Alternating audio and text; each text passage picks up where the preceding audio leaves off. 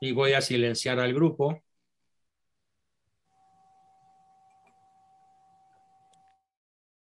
Bien.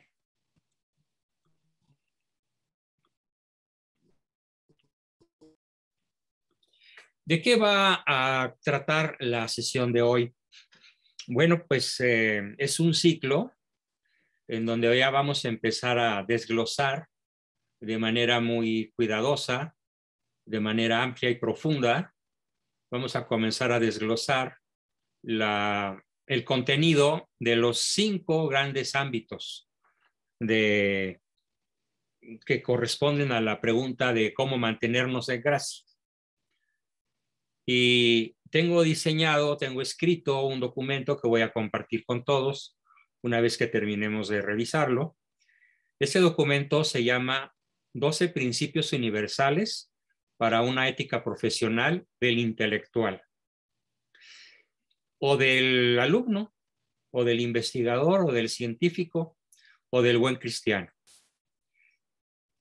Comentaba yo en sesiones pasadas un hecho contundente, importantísimo, y es el hecho de que para poder mantenernos en gracia, uno de los grandes factores que yo mencioné es el de la formación permanente, la formación constante por el resto de nuestra vida. Y yo hice la pregunta, ¿qué virtud se requiere para poder abrirnos a una vida de formación permanente? Y empezaron a decir muchas cosas, pero yo terminé por contundentemente señalar que la virtud que más se necesita para podernos desarrollar, para podernos formar, es lo que hoy vamos a comenzar a explicar, que se llama la virtud de la humildad intelectual. Sin humildad intelectual no vamos a ningún lado. Por ejemplo, voy a poner ejemplos en diferentes ámbitos. La persona que se cree santa, como aquel famoso cura de mala memoria, el padre Maciel, que consideraba que debía ser canonizado en vida. Sí, él lo llegó a decir claramente. Bueno, pues eso es ahora sí que el colmo de la soberbia, de la maldad objetiva, porque una de las características más profundas psicológicamente del verdadero santo es que no se cree santo.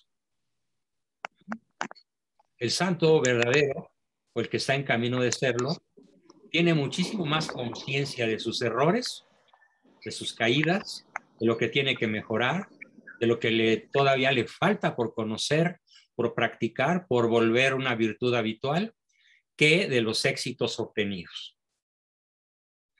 El buen montañista, cambiando totalmente de ámbito o de ejemplo, que va subiendo una cuesta y tiene la impresión o la ilusión de que es la última cuesta, qué equivocado está.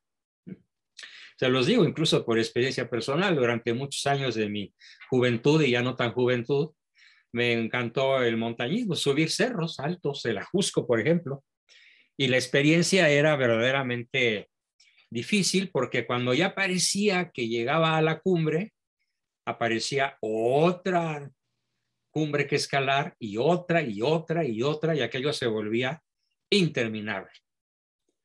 Cuando ya llegaba uno hasta la cumbre, se daba cuenta de cuántas cumbres intermedias se tuvieron que atravesar. El mal montañista pues se agota, se cansa, ya sea por cansancio fisiológico o mental, y se queda a la mitad, no llega a su destino. Lo mismo sucede con las personas que practican algún deporte de alto riesgo, o como en mi caso, que desde niño hasta hace muy poquitos meses, hasta antes de mi enfermedad, toda mi vida manejé motocicleta. El que no está consciente del peligro se cae, se mata o queda lastimado, queda herido gravísimamente. No es, ay, qué bien manejo, uy, el peligro a mí me hace los mandados. No. Entonces, en estos y en otros muchísimos ámbitos, el que se cree producto terminado, pues no avanza. El que cree que ya llegó, ya no tiene a dónde o por qué seguir avanzando. Entonces, estas reglas que hoy comenzaremos a ver, que son de orden un poco filosófico, otro tanto metafísico, tal vez algunas con cierto sabor teológico, con muchos aspectos psicológicos, implica pues el que todos nos abramos para saber que no sabemos. ¿Qué es lo que caracteriza al sabio? La conciencia de su ignorancia. Claro, esto no es negar el conocimiento, pero como me pasó a mí cuando mi hijo Juan Bosco tenía 5 años y me hizo una observación muy graciosa. Me dijo, uy papá, cuando me veía escribir horas enteras, ¿qué libro tan grande podrías escribir con todo lo que sabes? Y le dije, podría escribir un libro infinitamente mucho más grande con todo lo que no sé.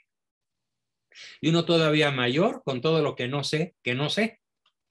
Uy, nomás hizo así en la cabeza, como diciendo la que me espera con este papá, ¿no?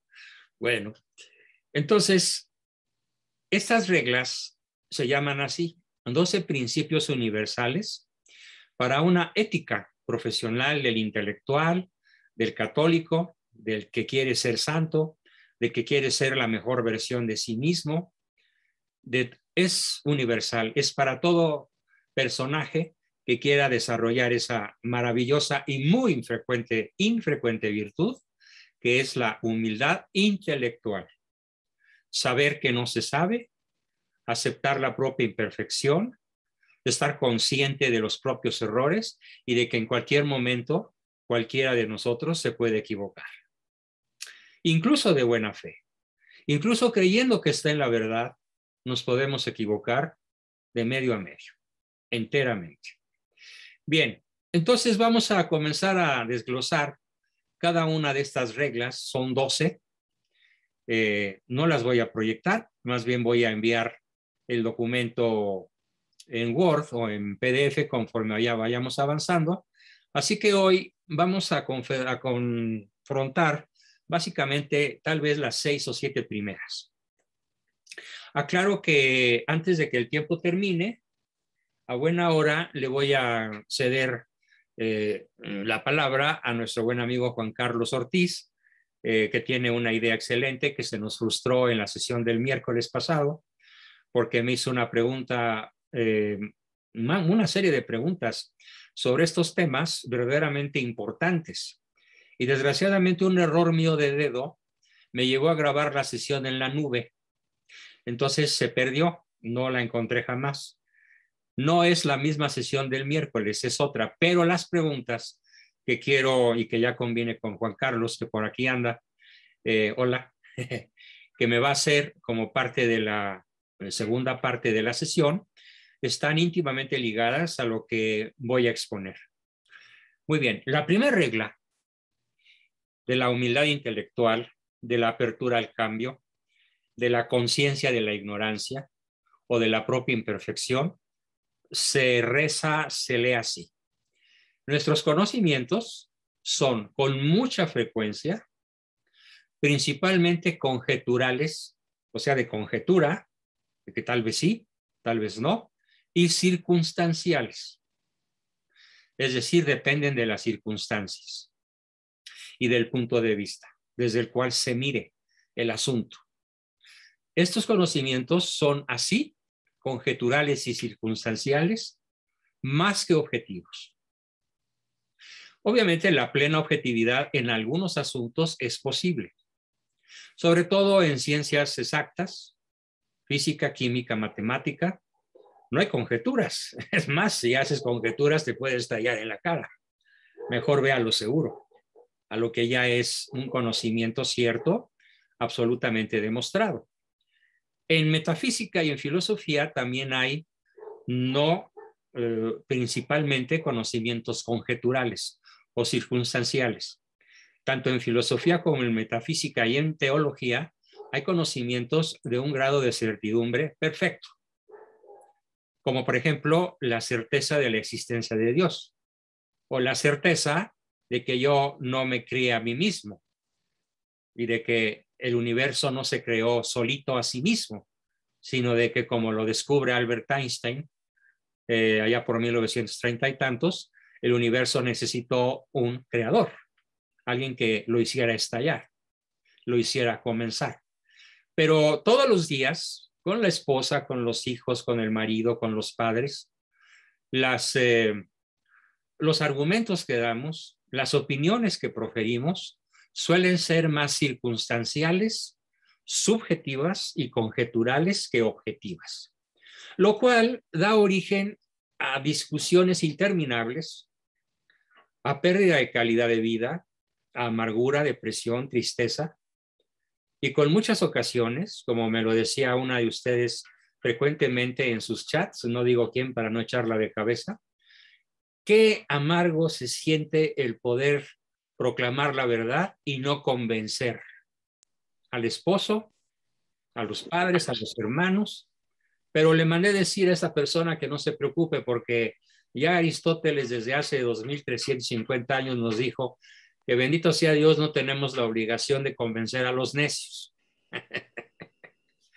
Pero sí tenemos la obligación de proclamar la verdad, porque a lo mejor ese necio, ese terco, ese obstinado en el error con el paso del tiempo, le puede caer el 20, el centenario en este caso, y decir, ah, caray, pues hace 30 años, o hace 10, o hace días, Juan Bosco, o José Antonio, o Paulita dijeron tal cosa. Y es verdad. Y entonces esa persona va a aprovechar que nosotros proferimos un conocimiento objetivo, pero después de estar muy conscientes de que la mayor parte de nuestros conocimientos no son objetivos, sino subjetivos y circunstanciales. Por eso un dicho dice, es de sabios cambiar de opinión. El que no cambia de opinión es necio. Por eso hay otro dicho que dice, solo los necios no cambian de opinión.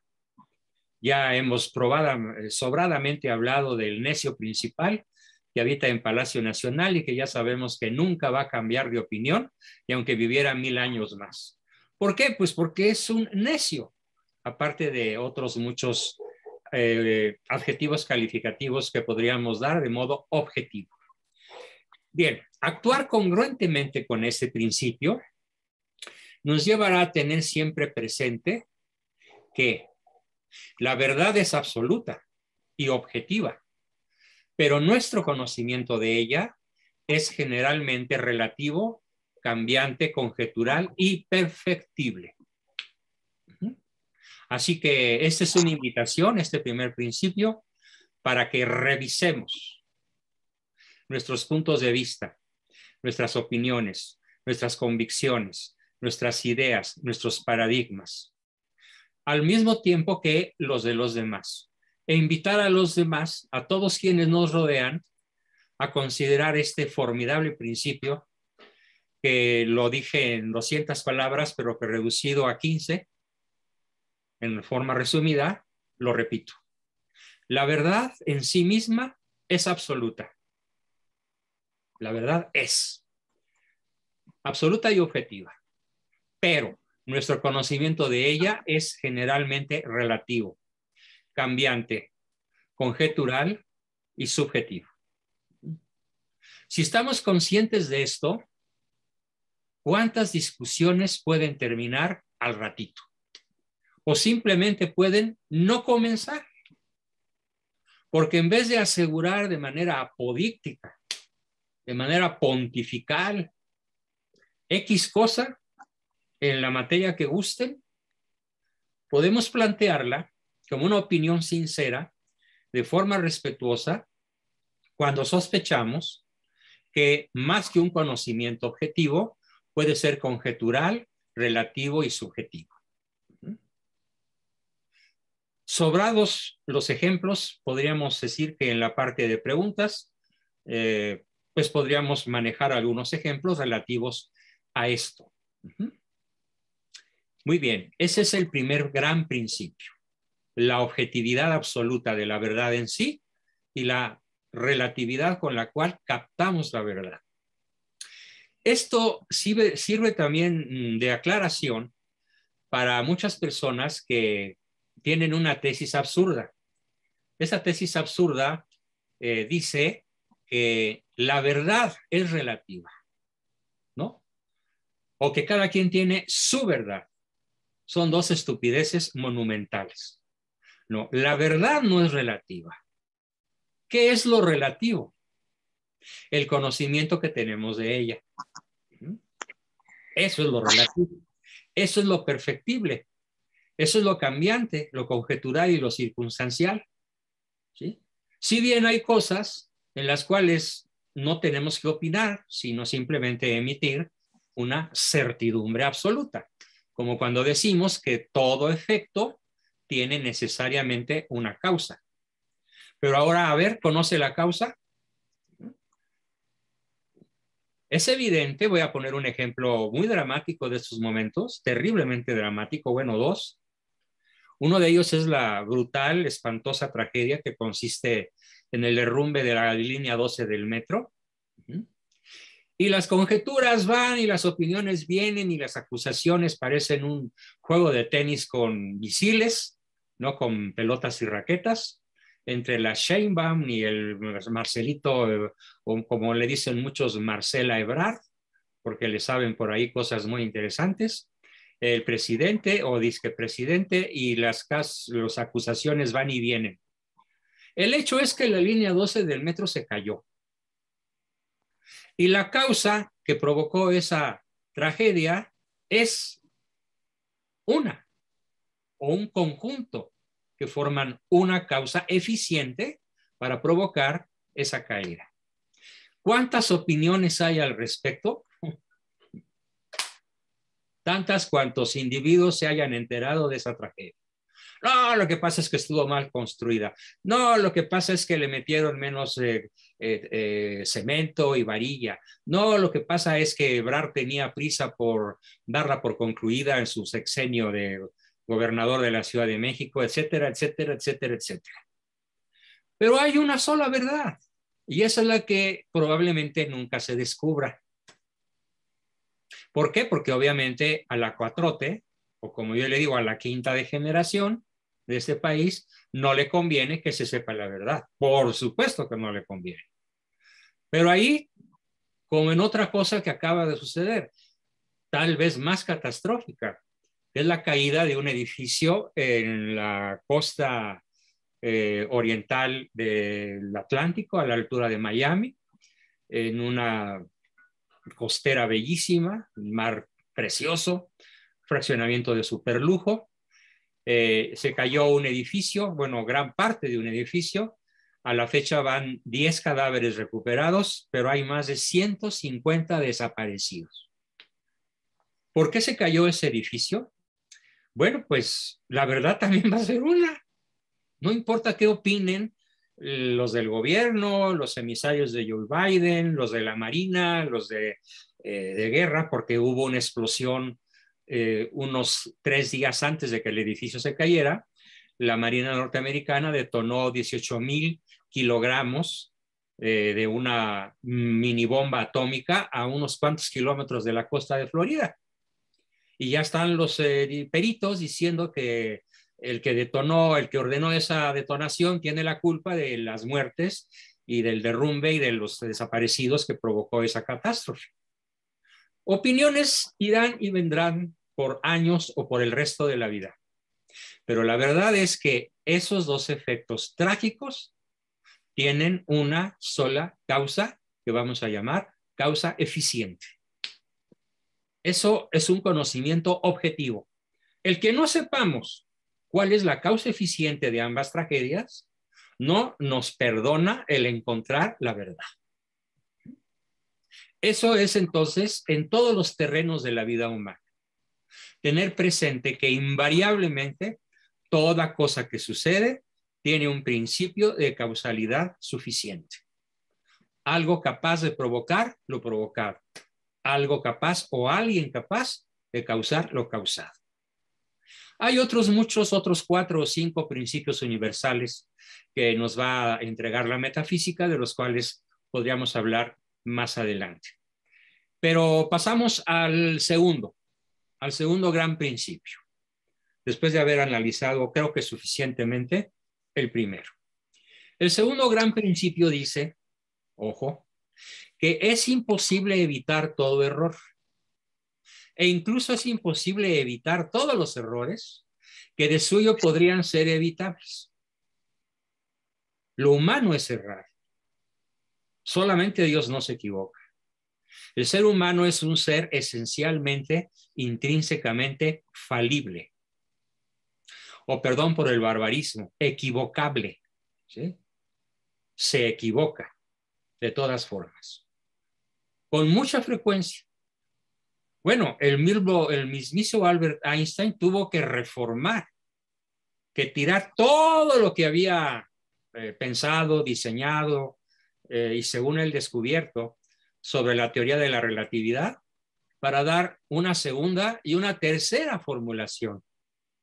Y en esos momentos, físicos actuales, físicos cuánticos, físicos nucleares, físicos supermodernos, están criticando a Einstein porque se le escaparon varios errores.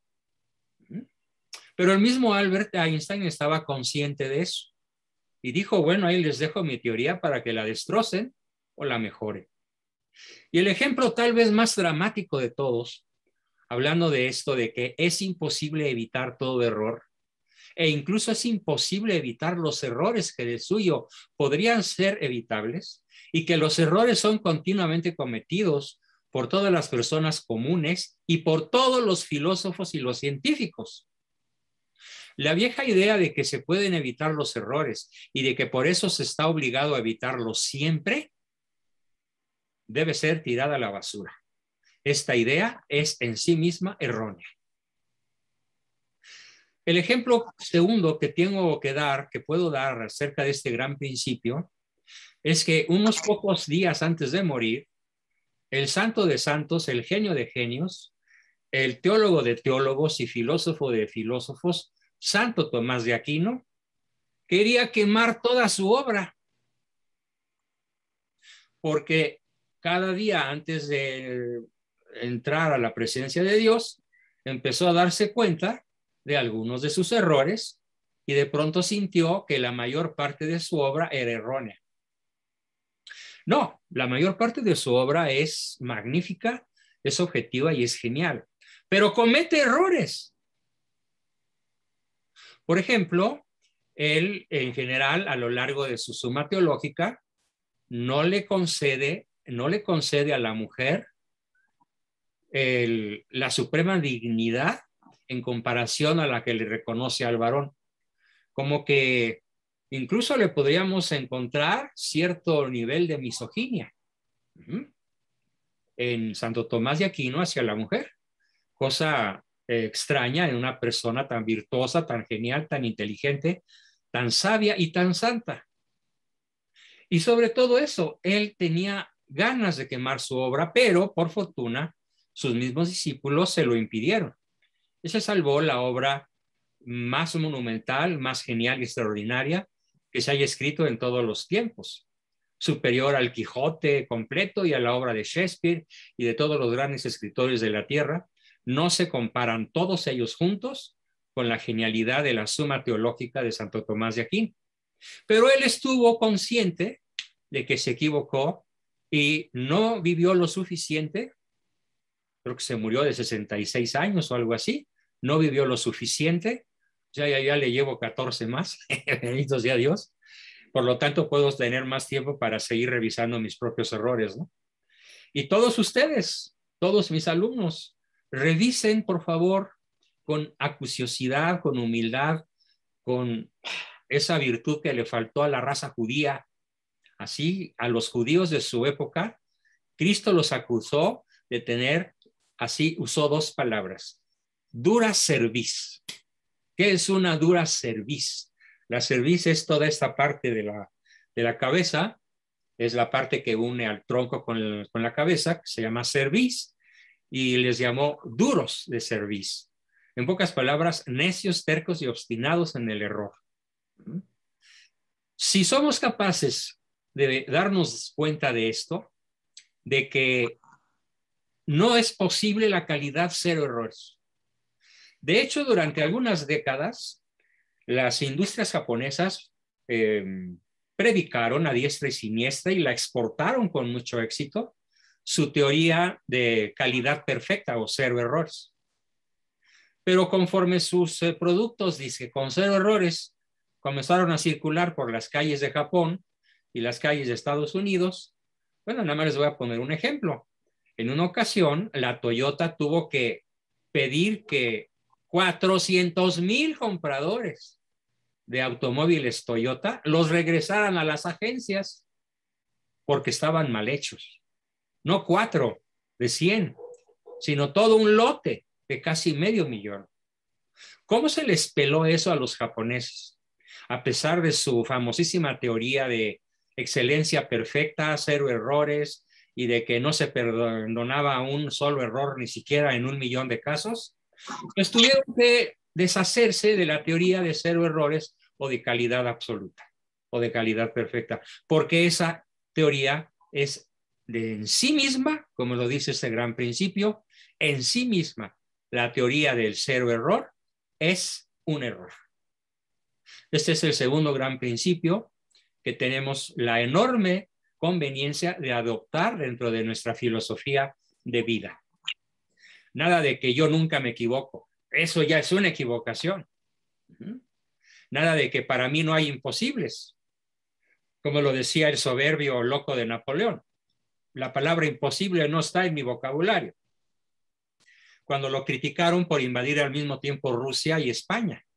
Y en las dos partes fue derrotado. Tanto en Rusia por el invierno ruso, como en España por el heroísmo español. O sea, se metió en dos berenjenales al mismo tiempo porque se consideraba infalible e invencible. Bien, entonces quedó clara la segunda idea. La calidad cero errores no existe. Ni en nuestras decisiones, ni en nuestras manufacturas, ni en nuestros pensamientos, ni en nuestras intenciones, ni en nuestros conocimientos. Bien, ese fue el segundo gran principio.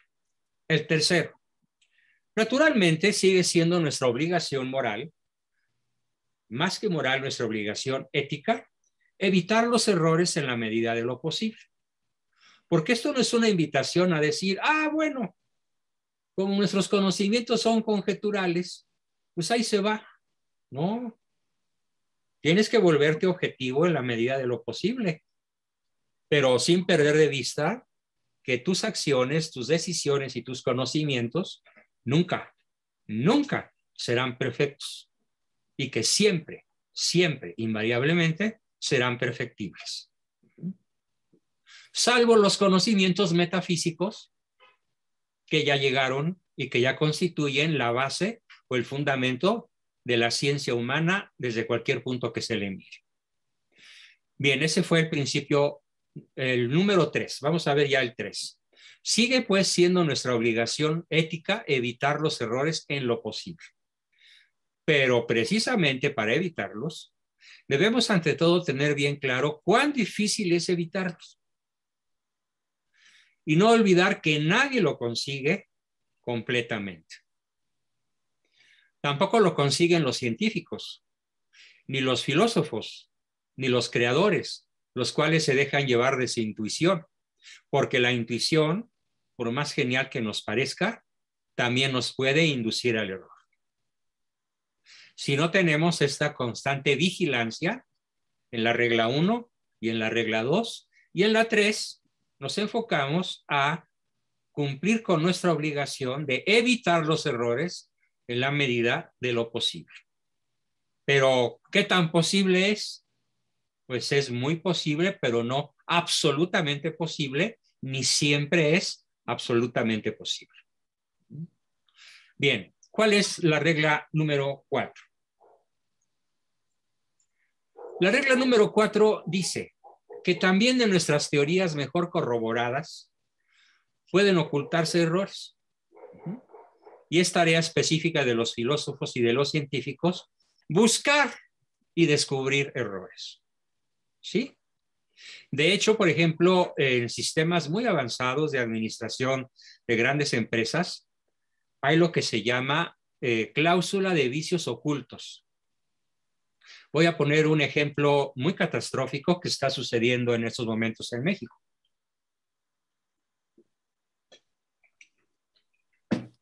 Está hoy en primera plana del Universal, por si quieren verlo. Además ponen eluniversal.com y navegan. Después los pueden borrar si es que no se suscriben, pero probablemente alcancen a ver la primera plana, donde está una noticia verdaderamente terrible, no para los mexicanos comunes, sino para los constructores de la línea de tren, del Tren Maya. Ocultaron 10 errores graves a propósito. Los responsables del proyecto entregaron el proyecto ocultando 10 errores catastróficos. 10 errores gravísimos. Voy a mencionar los dos que a mí me parecen los más graves. El primero, la absoluta oposición de enormes cantidades de habitantes de la zona en la península de Yucatán que se oponen hasta con las armas en la mano a la construcción de la vía del Tren Maya. Y dos, la geología de Yucatán, toda perforada en el subsuelo, no permite la construcción sólida e indestructible de maquinaria tan pesada, tanto para construir como para rodar. En cualquier momento, tramos enteros ya construidos se pueden desplomar porque todo el suelo de Yucatán es poroso. Yucatán no tiene agua en la superficie.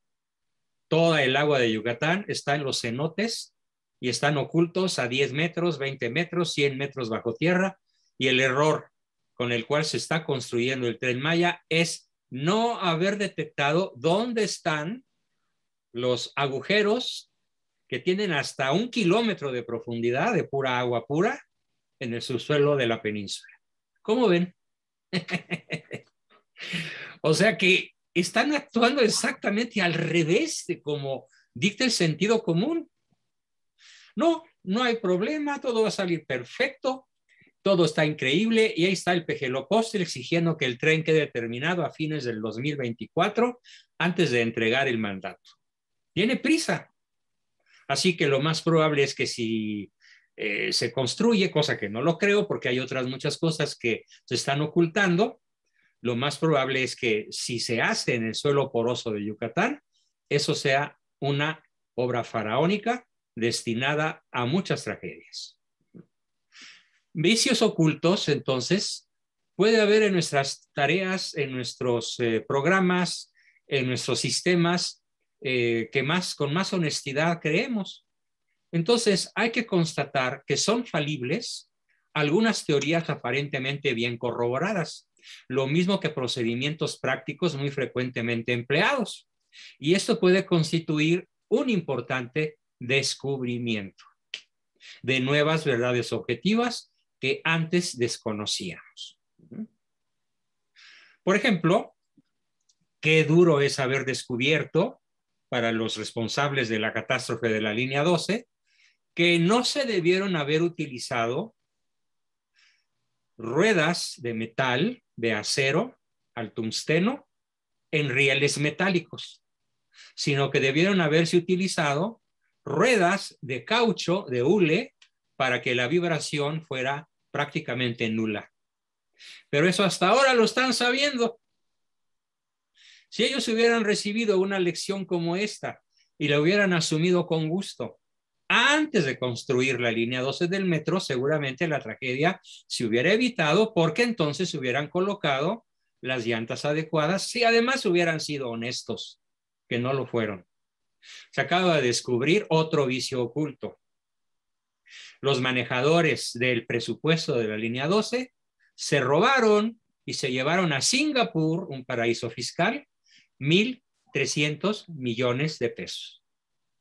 A nombre de Marcelo Ebrard y su jefe de finanzas. En estos momentos no recuerdo su apellido, se me escapó. Y la Sheinbaum y todos ellos son los beneficiarios de desvío de dinero por 1,300 millones de pesos. Claro, no hayan cómo hacer para ocultar, pero de un momento a otro, ¿sí?, desde Singapur nos va a llegar un misil. Y qué bueno, me alegra muchísimo porque el que mal haga, bien no espere. Esto entonces es el pan nuestro de cada día. Nos conviene, por lo tanto, ser cazadores de errores. Para poder tener acceso a la verdad, tenemos que constituirnos en buscadores y cazadores de errores en nuestros procedimientos, en multitud de cosas. Por ejemplo, un ejemplo personal. Yo me tardé meses en descubrir cuál era la mejor forma de combatir mi neuritis postherpética. Gracias a Dios, los últimos 2 o 3 días no he tenido que tomar analgésico doble para estar con ustedes, porque ya descubrí, después de miles de ensayos y errores fallidos, literalmente, ya descubrí qué es lo que debo tomar, lo que debo comer, lo que no debo comer, lo que me debo untar, lo que no me debo untar, en qué momento, de qué manera, a qué horas, en qué forma, para poder combatir la neuritis postherpética. Y puedo decir que mi avance, gracias a descubrimientos muy recientes de las últimas 100 horas, hoy puedo decir que estoy mucho mejor que en cualquier momento de septiembre para acá. Porque muchas de mis ideas estaban equivocadas. Y nadie, ni mis médicos, ni mi esposa, ni mis hijos, ni amigos, ni nadie me las hacía ver. Pero por fortuna, cuando dije, tal día les voy a platicar acerca de este documento, empecé a revisar mis propios procedimientos. O sea, me tomé una sopa de mi propio chocolate e hice descubrimientos extraordinarios. Bien, así que en términos de salud, de relaciones humanas, de ciencia, de religión, de historia, tenemos la obligación de estar a la caza de errores ocultos, de vicios ocultos, que de muy buena fe la totalidad de la humanidad comete con singular irresponsabilidad, por no conocer y no practicar estas reglas tan formidables, que no son invento mío, yo soy nada más el mensajero. Estas reglas se derivan de la escuela de la filosofía moderada, de la filosofía socrática, aristotélica, tomista, mariteniana, que se llama escepticismo moderado o escepticismo por método, que consiste no en dudar de todo por incredulidad, ni tampoco en tragarse todas las cosas que vemos o creemos o nos proponen, sino en mantenernos en una estrecha vigilancia intelectual, con muchísima humildad, a la caza de nuestros propios errores, de nuestros propios vicios y equivocaciones ocultos. Esa fue la regla número 4. Vamos a ver la quinta. La quinta dice así: debemos, por lo tanto, modificar nuestra posición ante nuestros errores. Es aquí donde debe comenzar nuestra reforma, nuestra conversión ético-práctica. Pues la vieja posición ético-profesional nos ha llevado a encubrir nuestros errores, a ocultarlos y así a olvidarlos tan rápidamente como sea posible. Con lo cual dejamos de aprender y afectamos destructivamente a todos los involucrados. Esto es formidable, sobre todo, fíjense, debemos, por lo tanto, o nos conviene, por lo tanto, modificar nuestra posición ante nuestros errores. ¿Cuál es la posición que generalmente es la más popular, la más frecuente? La más frecuente posición es: yo estoy bien, tú estás mal. Yo sí sé, tú no sabes. Yo nunca me equivoco. No, pues tú eres un mataperros. ¿Por qué? Porque el otro día atropellaste un perro, ¿sí? Ya eres mataperros. O cosas como: tú siempre llegas tarde. No, a ver, llegué tarde una vez en 15 días. No siempre llego tarde. Pero al lanzar infinidad O qué mala es tu cocina, toda desabrida, porque un día no le puso sal al pescado o a la carne. Pero no es que sea una cocinera desabrida. Tenemos que aprender a evitar la postura paranoide al señalar los errores, sobre todo de los demás. Porque ¿cómo llegaron a sus convicciones? ¿Cómo llegaron a sus ideas? Pues a lo mejor les costó un tremendo esfuerzo llegar a lo que hoy conocen o creen conocer. Pero ¿qué es lo que les falta? Cambiar la posición ante nuestros errores para lograr una auténtica conversión ético-práctica, ¿sí? Para no olvidar nuestros errores y no hacernos, como lo hace el inquilino de Palacio, que ya tiene en su lista odio por alrededor de unas 20 entidades.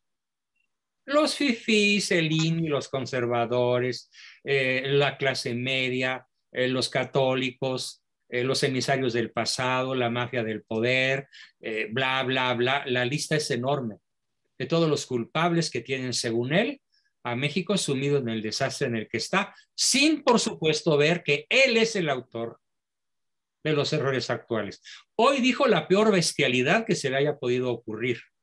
Dijo, los cárteles que hoy tienen asolado el territorio nacional no nacieron en mi sexenio, nacieron en los sexenios anteriores. En vez de decir, reconozco que les he mandado abrazos y no balazos. Y por lo tanto, los cárteles hoy están más bravos que nunca, con el triple de muertos que en el sexenio pasado, o el cuádruple que en el antepasado. Ah, pero él sigue pensando erróneamente que la culpa es, ¿no?, de Peña Nieto para atrás.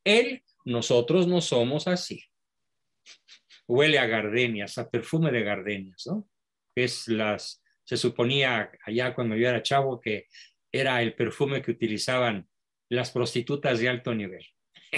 Bueno, entonces, ese fue el quinto principio: cambiar nuestra postura ante nuestros errores y asumirlos con realismo, con humildad, y cambiar la postura ante los errores ajenos y tener condescendencia, caridad, misericordia, no complacencia, sino comprensión y misericordia cuando vemos sobre todo que se equivoca de buena fe.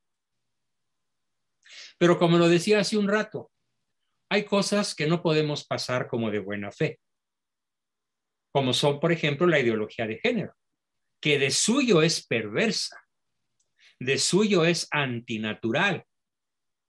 Y lo vamos a demostrar de modo amplísimo. Al ratito les platico los detalles del asunto. Y posiblemente alcancemos a ver el sexto principio. El nuevo, pero antiquísimo principio fundamental.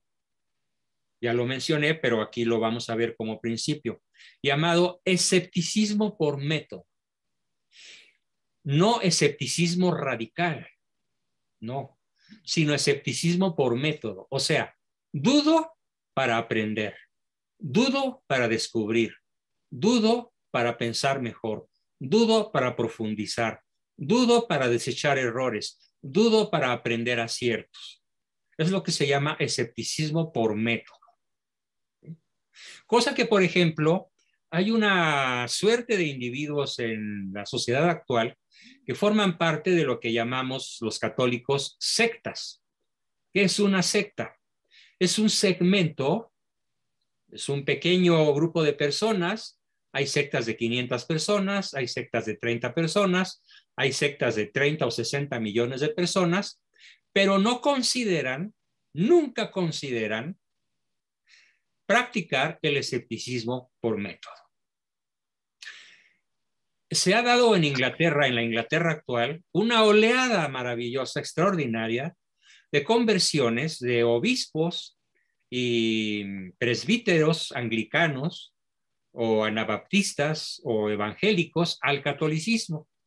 ¿Por qué? ¿Por qué después de 30 años de ser ministros de un culto protestante en Inglaterra, por qué un día dijeron, hey, me acabo de dar cuenta después de 30 años de estudio que tengo toda mi vida pensando de modo erróneo? sobre quién es Cristo, sobre qué es la Eucaristía, sobre qué es el catolicismo. Ya me di cuenta y vienen a solicitar al mismo Papa o a cardenales y obispos de Italia o de otras partes del mundo o de la misma Inglaterra su bautismo en la fe católica. ¿Por qué? Porque practicaron el escepticismo por método.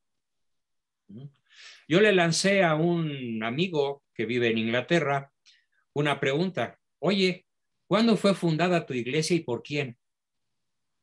¿Sí? Y me tuvo que contestar, pues en 1521 en Wittenberg por Lutero. ¿Y cuándo fue fundada la Iglesia Católica y por quién? No, pues en el año 33 y por Jesucristo. Entonces, ¿cuál puede ser más verdadera? Híjole, diablos, pues me pongo a estudiar, pues sí.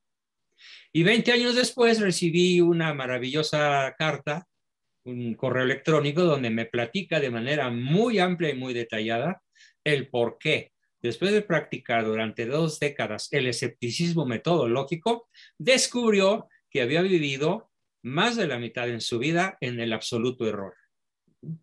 Negando, por ejemplo, la presencia real de Cristo en la Eucaristía, negando la doble naturaleza de Cristo, hombre y Dios verdadero a la vez, y otros, muchos de los 44 dogmas que nos ofrece a las personas inteligentes la fe católica. Con la aclaración de que no tenemos la obligación de descubrir la razón de ser de los dogmas. Para eso son dogmas. Pero solo una mente entrenada en el escepticismo radical, en el escepticismo metodológico, puede descubrir algo formidable. Ningún dogma de la fe católica es opuesto a la inteligencia humana. En cambio, multitud de dogmas de las sectas y de otras maneras de pensar que no merecen el nombre de religiones, como por ejemplo todas las ideas que practican en el Extremo Oriente, China, Japón, Tailandia, Singapur, etcétera, que creen que la máxima aspiración humana, ¿cuál creen que es? La máxima aspiración humana que nos hace perfectos es no aspirar a nada, no desear nada, suprimir todo deseo, suprimir toda aspiración. Ese es lo que piensan 2,000 millones de personas en el planeta Tierra. 2,000 millones están equivocados, profundamente equivocados. Y por eso los chinitos son la mano de obra más barata del planeta, porque como no pueden aspirar a nada, no pueden armar una revolución contra la esclavitud en la que viven bajo la bota comunista desde hace 70 años o más. Porque no pueden aspirar a nada. Su disque religión se los prohíbe. Solamente pueden aspirar a no aspirar. Yo creo que de allá viene el peje, ¿no? Que se enojó con los que aspiramos a algo. Nada más que no tiene los ojos rasgados. No, nació aquí bien cerquita, para desgracia nuestra. Bueno, entonces, encubrir errores o no buscarlos intencionalmente son, por lo tanto, los mayores pecados de soberbia intelectual. ¿Sí? Y la soberbia intelectual es lo que caracteriza a Lucifer, al lucero de la mañana, al portador, el ángel portador de la luz, que exclama: ¿quién como yo? Y la humildad intelectual es la que valida Miguel Arcángel cuando dice: no quién como yo, sino quién como Dios, porque se reconoce criatura y de inteligencia y características y virtudes muy inferiores a las de su creador. Entonces, nos conviene, pues, buscarlos intencionalmente, porque no buscarlos nos convierten en los máximos pecadores contra ese estado que nos conviene mantener siempre, que es el estado de gracia al cual vamos a tener acceso única y exclusivamente si comenzamos a practicar esta maravillosa virtud, la humildad intelectual. Y alcanzo a mencionar el séptimo, antes de comenzar las preguntas. Debemos por eso esperar siempre alegre, humilde y ansiosamente descubrir nuestros errores. Si los encontramos, conviene grabarlos en la memoria, analizarlos por todos lados para llegar a su causa, a la causa de los errores, y aprender a evitarlos también en la medida de lo posible, porque nadie está obligado a lo imposible. Y lo imposible en el ser humano es la perfección. Cero errores es una filosofía que ya fue desechada por el mismo que la inventó, el pueblo japonés. Después de sus miles de años de practicarla, finalmente hace 20 años no más, descubrieron que era esencialmente errónea. Bien, pues estos son nuestros primeros 7 principios. Hay otros 5 que veremos en la próxima sesión.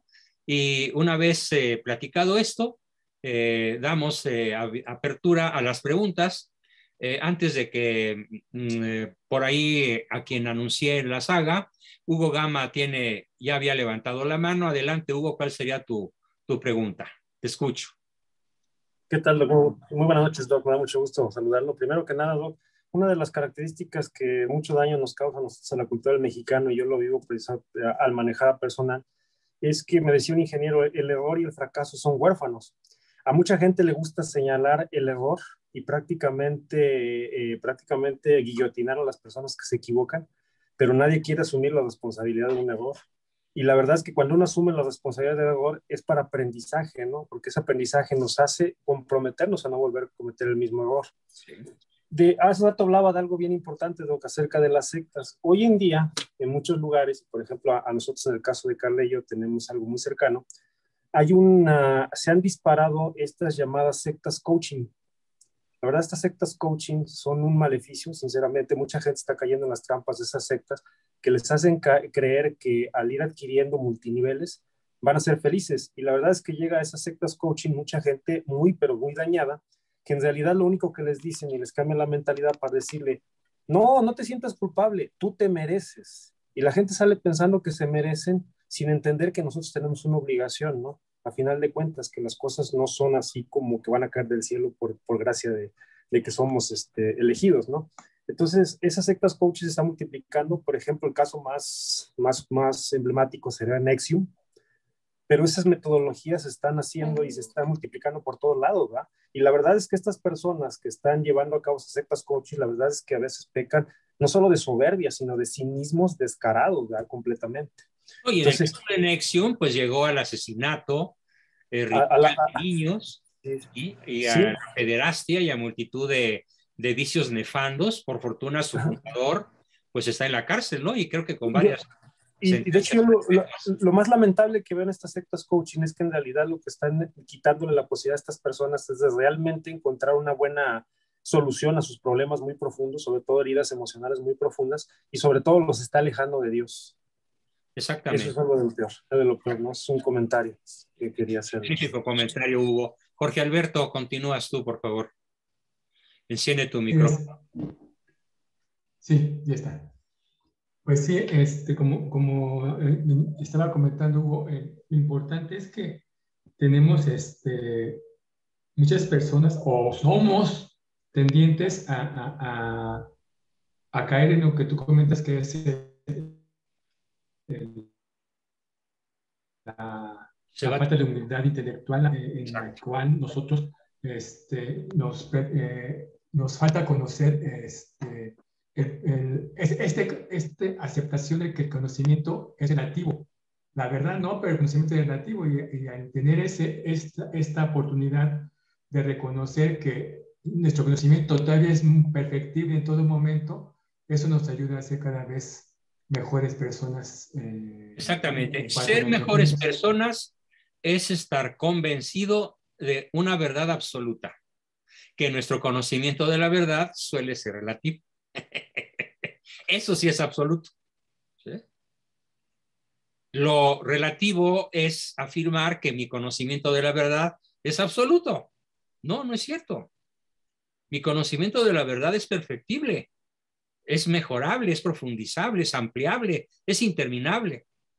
Y esto es posiblemente el mensaje más importante que nos conviene a todos asumir y volverlo nuestro, en nuestra forma cotidiana de vivir.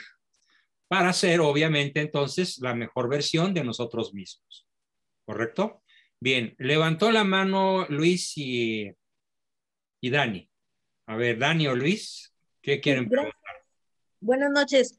Hola. Doc, tengo bueno, yo soy muy dada a tomar apuntes porque me sirve mucho más y en la estructura de mis apuntes necesito que me ayude un poquito porque me perdí. A ver. El 21 de junio iniciamos en cómo combatir el mal. Ese era Exacto. No, el ¿cómo tema general. mantenernos en estado de gracia? Ah, yo lo tomé como que la forma de combatir el mal es mantenernos en estado de gracia. Exactamente, pero el tema central es cómo mantenernos en gracia. Y di 5 grandes ámbitos. Yo lo tengo anotado uno que era oración y nos dio oración, penitencia o sacrificio, sacramentos, formación y acción. Me acuerdo muy bien que de formación. Formación. No sé si yo me equivoqué. En el de oración tengo, por ejemplo, que es oración de gratitud, de petición, imprecación, sí, inventario. Correcto, y luego tengo otro principio, que es la formación. Eso también es importante para mantenernos en gracia y nos recomendaba ponernos a en leer formación. Ciertos libros que recomendé. Exacto, en teología, filosofía, historia, psicología y pedagogía. Sí, muy bien. Estos 6 puntos que vimos ahora vienen siendo Entran dentro del renglón de formación. Entran dentro de formación, sería continuación entonces de mi punto 2, como yo lo tengo Exacto. puesto. Vamos, yo dije que no necesariamente iba a describirlos en orden, sino conforme se me fueran ocurriendo. Total, el orden de los factores en este caso no altera el producto. Entonces, como una plataforma solidísima para seguir avanzando hacia la mejor versión de mí mismo, estas 12 reglas para mantenernos en humildad intelectual son, como por así decirlo, el kinder o la O por lo redondo de todo el edificio de la formación intelectual, ¿correcto? Ok. Ajá, formación, entonces, obviamente, en 5 ámbitos, como lo vamos a ver ahorita en las preguntas que le voy a contestar a Juan Carlos Ortiz. Este arranque nos va a servir para formarnos en filosofía, en metafísica, en teología, en historia, en pedagogía, en psicología, porque son como, por así decirlo, las vocales, ¿sí?, de nuestro lenguaje en todos los temas que estamos viendo. Es lo esencial, lo fundamental. Entonces, como quien dice, llevamos hasta ahorita 2 puntos. Nada más para pedirte que en la próxima ir al súper me hagas favor de comprar bolsas de este tamaño, Por favor, medianas. voy a tener que silenciarlos otra vez. Para estos de acá, ¿verdad? Bien, sí, vuelve a encender tu micrófono, Dani. Listo. Entonces, como conclusión, hasta ahorita llevamos del estado de gracia 2 puntos, 2 subtítulos, digamos, que es la oración y la formación. Ya vimos oración. Estamos empezando a ver formación, empezando por lo que vendría siendo el tema de hoy, las reglas de la humildad intelectual. Es el fundamento de formación en cualquier ámbito. Ok, y nos faltarían entonces otros 3. En religión, en historia, en filosofía, en teología. Sin estas reglas no hay formación. Ah, perfecto. Y entonces, por conclusión, ya nada más nos faltarían, como quien dice, otros 3 puntos que no hemos visto. Hoy fue parte de formación. Las reglas que estamos viendo hoy, nos faltan 5. Ah, ok. Que vimos 7. Nos faltan 5. Y una vez vistas estas 12 reglas, entonces podemos comenzar con otros ámbitos de la formación o con otros ámbitos de los sacramentos o de la acción o de la oración, ya la vimos, perdón, pero más que nada el terreno más amplio es el terreno de la formación y posiblemente, como lo vamos a ver en su momento, el de la acción. ¿Sí? Muy bien, muchas gracias. Ya con esto me queda más claro cómo acomodar mis apuntes. Muchas gracias. Excelente, Dani. Te felicito por ser tan organizadita mentalmente. Gracias. Y nos ayudaste a todos a que las neuronas se encajen mejor unas con otras. Ojalá que se haya sido. Muchas gracias. Antes de las preguntas que le voy a contestar a Juan Carlos, ¿habría alguien más que quiera preguntar algo por ahí? Adelante, María Eugenia. Enciende tu micrófono. Son 2 cositas rápidas. La primera es algo que dijo que no terminé de captar. Ningún dogma de fe de la fe católica está contraria a la inteligencia humana. O sea, superan a la inteligencia humana, pero no la anulan. Ok. En cambio, hay dogmas pseudocientíficos en el mundo ateo, en el mundo pagano, que sí anulan la inteligencia, sí la destruyen. Por ejemplo, la teoría de los muchos físicos, la mayoría de los físicos actuales, ateos, que dicen que el mundo se creó solito. Entonces, imagínate el dogma que nos están enjaretando. Un ser, antes de ser, puede decidir ser, ¿cómo ves? Sí. O sea, la nada, algo produce por ser nada. Nos tenemos que tragar ese dogma anticatólico, anticientífico, porque es lo políticamente correcto para no incurrir en el pecado del siglo XXI, que es ser católico, o al menos ser creyente. ¿Sí? Sí. La segunda... Y podría poner otros muchos ejemplos de las barbaridades que tratan de meternos. ¿Sí? Por ejemplo, la otra salvajada que intentan imponernos como dogma. Dicho a la mexicana, muerto el perro, se acabó la rabia. O sea, el ser humano es un ser para la nada en un universo que carece de significado. El autor de estas dos frases fue Jean-Paul Sartre, y él mismo se arrepintió en los últimos minutos de su vida y se convirtió y se bautizó y comulgó y confesó, siendo ya un anciano decrépito.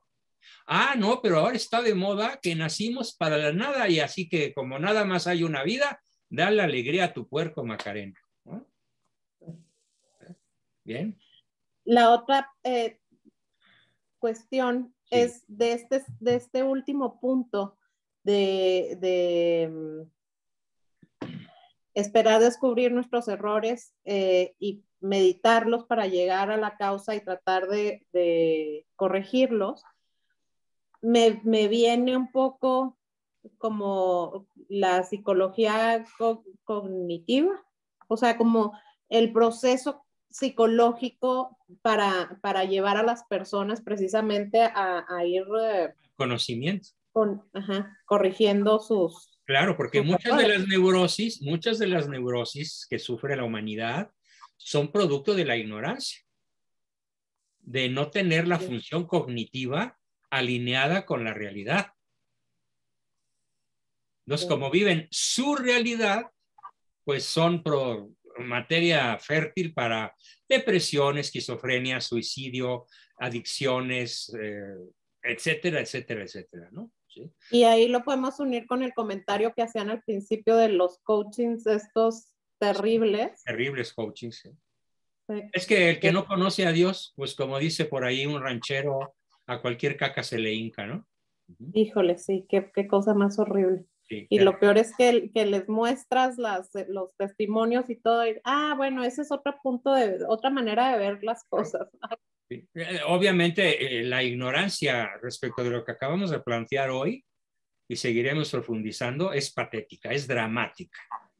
Así que tenemos todos la obligación de propalar esto que estamos presentando, que es el fundamento de la formación de una persona que quiere ser la mejor versión de sí misma. Bien. Gracias. Gracias. Y ahora entramos contigo, Juan Carlos, si quieres, enciende tu micrófono. Y bueno, las preguntas que me va a hacer Juan Carlos no se pudieron grabar en la sesión del miércoles porque cometí un error de dedo, pero ahora sí la grabación y su amplia difusión está garantizada. Adelante, mi amigo Juan Carlos. Gracias, doctor. Muy buenas noches para nuestro gran grupo. La primera pregunta es, ¿qué relación tiene la metafísica con la fe? Muy bien, la respuesta nos la da Santo Tomás de Aquino cuando dice en latín, intelligo ut credo, credo ut intelligo.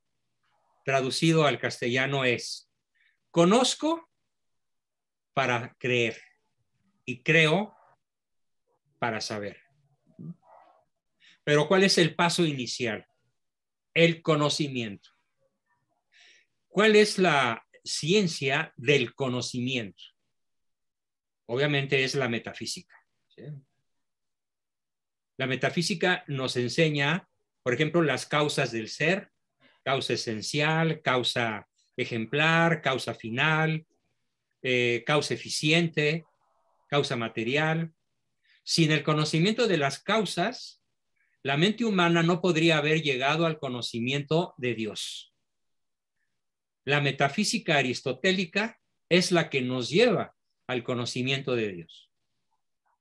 Y posteriormente a las tesis de Aristóteles, ¿sí?, viene la revelación cristiana a la venida de Cristo, en donde el Antiguo y el Nuevo Testamento complementan a la inteligencia humana con lo que Dios nos quiso dar a conocer. Pero el fundamento inicial es que la verdadera religión es inteligente. Y la distinción de las no verdaderas religiones o de las religiones que se apropian de esta palabra religión sin serlo, porque no religan con Dios, es que no son inteligentes. ¿Sí? Son parcialmente inteligentes o absolutamente no inteligentes.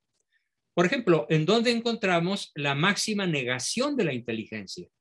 En los dos mitos que acabo de explicar. El mito de la generación espontánea a partir de la nada, del universo entero, y el mito de que la existencia humana termina con la muerte de modo absoluto. Son dos posiciones irracionales por carecer de esa conexión entre metafísica y fe o religión. Bien, esa es la primera. La segunda.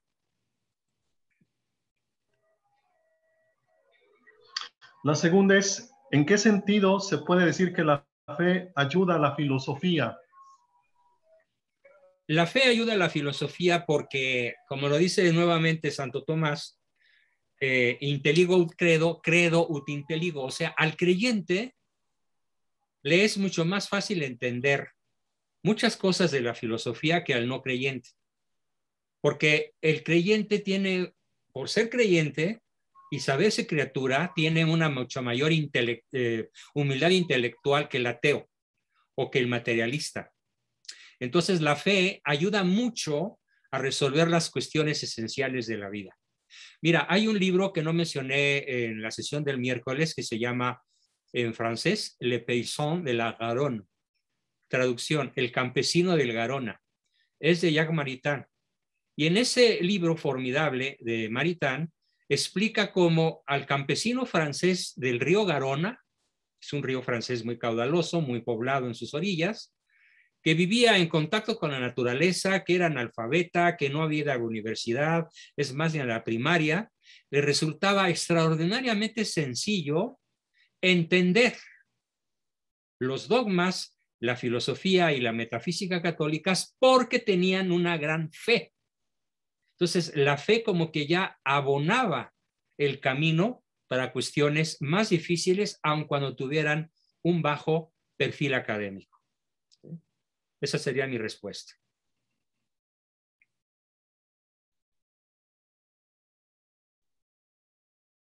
Adelante.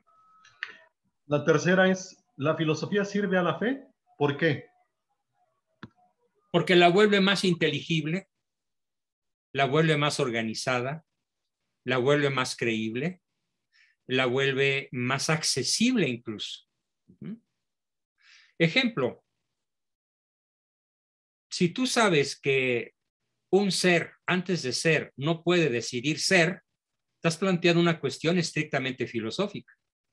Es más rigurosamente metafísica. Repito, un ser antes de ser no puede decidir ser. Esto es una cuestión metafísica. Eso te lleva de golpe a entender que todo ser, para ser, necesita una causa eficiente. Comenzando justamente por la creación entera, por el cosmos entero. Una vez que dominas este concepto de la causa eficiente, entender a Dios es muy sencillo, muy fácil. En el término que lo planteó Sócrates, causa de las causas. Y si es causa de las causas, ¿sí?, no puede tener a su vez otra causa anterior a él. Y si no puede tener una causa anterior a él, nos sirve para entender entonces la metafísica que Dios existe desde siempre. No es una no es un ente creado. ¿Sí? Porque si requiriera él otro creador anterior a él, ya no sería la causa de las causas, sino una causa secundaria y por lo tanto finito y mortal y contingente y no necesario.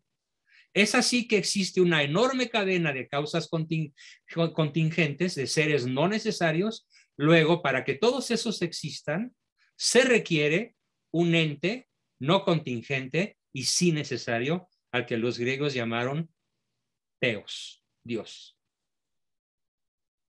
Para eso sirve. ¿Y tu última pregunta? ¿Qué sucedería si se dejara la metafísica fuera de la teología? Pues tendríamos teólogos de la liberación, teólogos que como James Martin, que andan publicando por ahí en conferencias por las que cobran $500 por persona por entrar y hay 5,000 participantes, en donde dice que la homosexualidad es un camino de salvación al cielo. La homosexualidad practicada. Esa es la tesis principal de este jesuita que anda suelto por ahí, corrompiendo a todo el planeta, sobre todo Europa, Francia, Italia, España, Alemania. Es la teología sin metafísica, da origen a mitología, ¿sí? A cosas imposibles y contrarias a la naturaleza humana y a la simple inteligencia. O da origen también a que existan posiciones como que, ¿qué tiene que ver que se junten dos hombres y adopten un niño? ¿Qué tiene que ver que se junten dos mujeres y se declaren marido y mujer? ¿Qué tiene que ver toda la...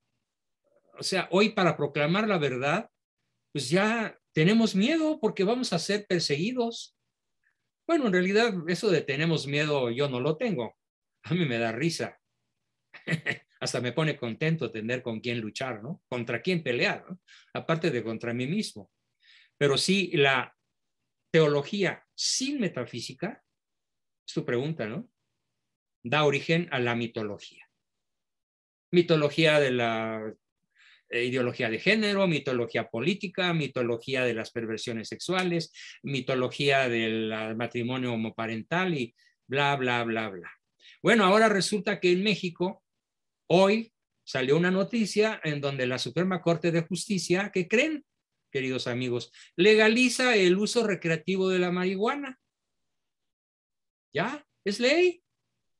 Ya puedes subirte al metro, ir a una universidad, a la escuela, con tu carrujo de marihuana y ya nadie te puede decir nada. Se viene un desastre apocalíptico para todo el país, con esta barbaridad que acaban de firmar el 70% de los legisladores responsables, porque obviamente, como decía mi papá, tienen aserrín en el cerebro, ¿no?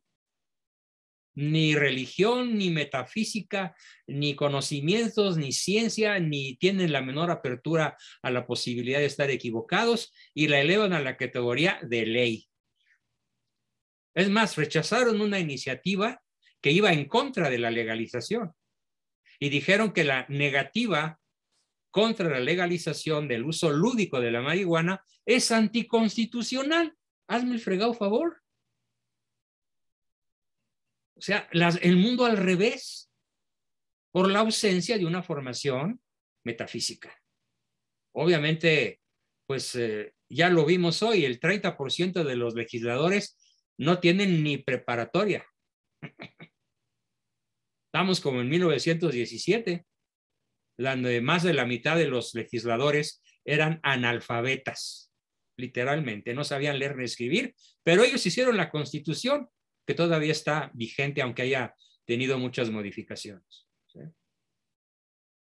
Bien, pues esas son mis respuestas, querido amigo. Espero que te hayan servido mucho para tus propósitos magisteriales.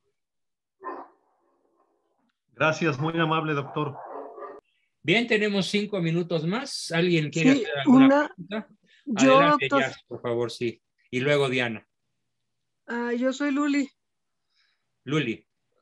Gracias. Perdón, Luis. Sí. Sí, gracias. Es que mi duda es cómo podemos diferenciar la metafísica auténticamente cristiana, católica, de la metafísica, digamos, apócrifa, porque yo tuve la desgracia de toparme hace más de 30 años con la... Sí, y bueno, fueron consecuencias horribles en mi vida y estaba viendo por ahí, no me acuerdo si en el grupo de varios o en otro grupo, que decía que hay exorcistas que dicen que los principales casos de que han requerido liberación ha sido por las puertas que abre ese libro y esas teorías. Completamente de acuerdo. Connie Méndez es luciferina. Acabar por... Ajá. Entonces, ¿cómo puede uno protegerse para no cometer ese error? Porque en aquel entonces yo bien feliz, aunque sí veía algunas cosas que decían, no, esto de dónde lo sacan, no, esto está medio raro, pero se va uno de bruces con muchas cosas. ¿Cierto? Y de ahí vienen otros errores. Entonces, ¿cómo puede uno protegerse para diferenciarlo uno del otro? Yo ahí dije, metafísica no, nunca más, así como si fuera el chamuco. Y ahora que oigo Pero acá, digo, bueno, ajá. Literalmente es el chamuco. ¿Sí? Ajá. Y hay que reconocerlo, es tremendamente hábil, seductora, atrae millones de personas, vende libros como pan caliente. No sé si ya se murió, pero su obra sigue haciendo muchísimo daño. Muchísimo daño. Y han proliferado muchos autores como ella, desgraciadamente, ¿no? ¿Cómo podernos librar de eso? Híjole, qué difícil es para la persona que no tiene metafísica desde la primaria, o al menos desde la secundaria. Uno de los guadañazos más duros que se dio en este país, en México y antes en Estados Unidos, aunque no en todo Estados Unidos, hay estados de la Unión Americana que conservan cátedras de filosofía y metafísica de altísimo nivel.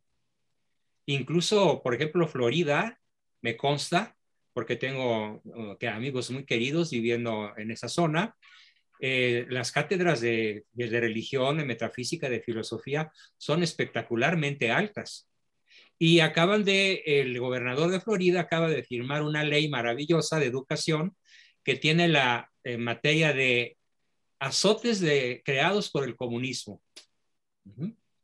O sea, ya todos los habitantes de ese estado y de otros aledaños están aprendiendo desde niños los mitos del comunismo. ¡Wow! Imagínate. Pero en México es exactamente al revés. A ver si no los tumba ahora el grupo de Biden, porque ellos son la izquierda de Estados Unidos. No, pero la izquierda de Estados Unidos está enojada con este gobernador. Ok. ¿Sí? Biden se ostenta como católico, pero por fortuna, el 80% de los obispos de la Unión Americana ya le dijeron, no puedes comulgar. Ajá. Ya le cerraron el paso. A él y a otros 60 congresistas católicos que apoyan el aborto. Todo esto, contestando las preguntas todavía más de Juan Carlos, evidencia ser acerrín en la cabeza. O sea, no saben pensar, no saben descubrir la verdad, no tienen manera de hacer argumentos o silogismos lógicos, son puros sofismas. ¿Sí? Esto no me gusta. Todo lo que me gusta es bueno. Esto no me gusta, luego es malo. Así piensan. Obviamente un buen profesor de lógica en tercero de secundaria les hubiera tirado este falso silogismo porque es un sofisma que equivale a aquello de el burro tiene orejas, tú tienes orejas, luego tú eres burro. Esa es la terrible tragedia de nuestra época, que se ha suprimido de la educación, sobre todo en México, estas materias: lógica, ética, metafísica, filosofía y la verdadera historia. Es que aquí es importante esta parte de la cuestión de tener la humildad intelectual de conocer precisamente de esas materias, filosofía, pero ética. andar a la casa, andarlas buscando. Si no te las proporcionan, El alma humana está dotada de una curiosidad natural y esa curiosidad natural está agobiada, obscurecida por el deseo de cosas, de placeres, de poder, de dinero. Pero en el fondo del alma más pervertida late con singular fuerza el deseo del conocimiento de la verdad. Y eso es lo que la contracultura actual ha logrado casi destruir en una gran mayoría de habitantes de la Tierra. Precisamente. Sí, Luli. Produce todas estas aberraciones éticas, filosóficas, claro, morales. Por desconocimiento. Por desconocimiento. Pero es un desconocimiento culpable. ¿Sí? Sí. No, precisamente esa es mi pregunta, porque a mí ya no me tocó nada de eso y a mí me pudo mucho cuando supe que quitaron eso de la escuela y yo procuré informarme lo que pudiera por mi cuenta. Por ejemplo, yo ya no llevé pues todas esas materias, lógica y todo eso, y yo fui tratando de leer y todo. Pero en esa búsqueda fue que me topé con Connie Méndez. Entonces, si yo no tenía ninguna formación, y ya no me tocó en la escuela. Sin ninguna protección. Entonces, a eso es a lo que me refiero. Por haber salido de ese hoyo, la verdad. Es una bendición. Una bendición. Ya nos contarás tu historia en próximas sesiones, si puedes. Sí. Si quieres. Sí, entonces, ¿algún tip para protegerse, cuidarse, señales o algo? Lee los libros que puso Ricardo Méndez, El Criterio y las 4 obras de filosofía de Jaime Balmes. El criterio es esencial para esto y recomiéndalo desde los adolescentes que estén a tu alcance. Bien, terminamos aquí la sesión. Les tengo una noticia importante. Había pensado dar este jueves próximo el taller para jóvenes mayores de 18 años, solteros, pero por razones de orden práctico y de preparación del tema, voy a pedir que sea el martes de la semana próxima. O sea, hoy es lunes, de mañana en 8, ¿y qué les parece a las 8 de la tarde hora de México, 6 de la tarde hora California? No a las 9, una hora antes. Para ellos es mucho mejor a las 8. A las 8. Sí. Para los chavos es mejor a las 8. Sí. Hora de México, 6 de la tarde, hora California. Así es. Muy bien, pues ya quedamos. Ya voy entonces a pedirles, por favor, a través del chat, que formalicemos la lista, pero en la lista voy a pedir además, todos los que ya vamos a hacer la lista, que esté el número de teléfono al cual se va a enviar la liga Zoom, porque con los solos nombres de los chavos no sabemos su celular para que tengan acceso a la liga. La liga puede ser la de ustedes, su teléfono. Entonces la información la vamos a estar recolectando a partir de hoy o al ratito o mañana para que la lista que finalmente tengamos esté con el nombre, la edad y el teléfono de contacto para enviar la liga Zoom. O sea, vamos a hacer un grupo especial de mayores de edad para este martes y en 8 días sería el grupo de niños, ¿ok? O sea, de los menores de 18. Bien, pues muchísimas... Doctor, yo tengo una duda con respecto a esto. Ajá.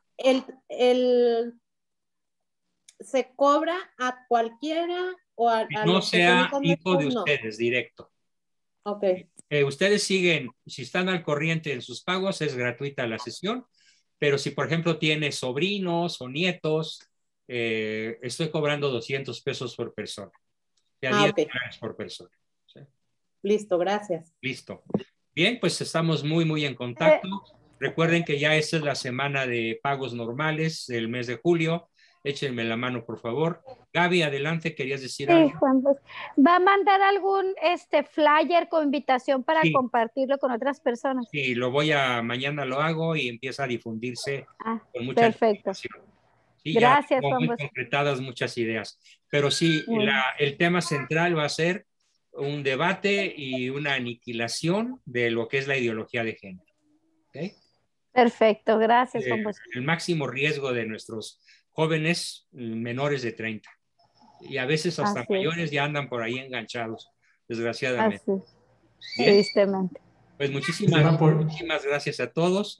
Espero escuchar sus mensajes de despedida Muy buenas Gracias, Juan Bosco. Buenas Buenas noches a todos. Muchas De todas maneras, gracias. sigo pidiendo las Gracias. oraciones Buenas porque noches. ya estoy Gracias. cerca de la meta, pero todavía no del todo, ¿eh?